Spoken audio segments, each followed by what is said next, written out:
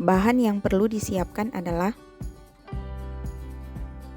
larutan karet 1 sebanyak 14,78 gram kalium ferrosianida anhidrat dimasukkan ke dalam labu 100 ml, dilarutkan dan diencerkan dengan air hingga batas tanda. Larutan karet 2 timbang 28,75 gram zinc asetat anhidrat, masukkan ke dalam labu 100 ml, dilarutkan dan diencerkan dengan air hingga batas tanda. Larutan amonium hidroksida 2 molar. Ukur 24,86 ml larutan amonium hidroksida 32%, masukkan ke dalam gelas ukur 100 ml, encerkan dengan air hingga tanda. Pembuatan baku. Berikut adalah baku yang digunakan. Baku induk. Timbang masing-masing baku pewarna secara seksama sebanyak 5 mg. Masukkan ke dalam labu 10 ml. Tambahkan metanol 10% sampai batas tanda. Kocok atau sonikasi untuk membantu agar lebih homogen. Baku intermediate campuran. Dibuat dengan cara pipet 1 ml masing-masing baku induk ke dalam labu 20 ml. Tambahkan metanol 10% sampai batas tanda. Kocok hingga homogen. Baku kerja.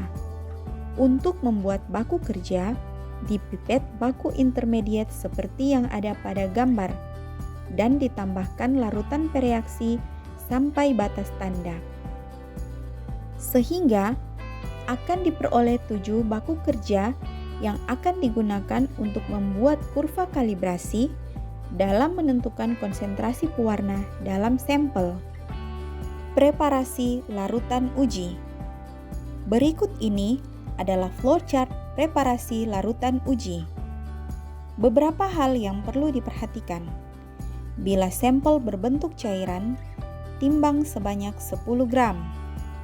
Saat penimbangan, homogenkan sampel terlebih dahulu. Sampel ditimbang pada suhu ruang. Proses ekstraksi dilakukan sebanyak 2-3 kali. Filtrasi dan sonikasi bertujuan untuk menghilangkan gelembung udara dalam larutan yang dapat mempengaruhi flow dan kinerja pompa.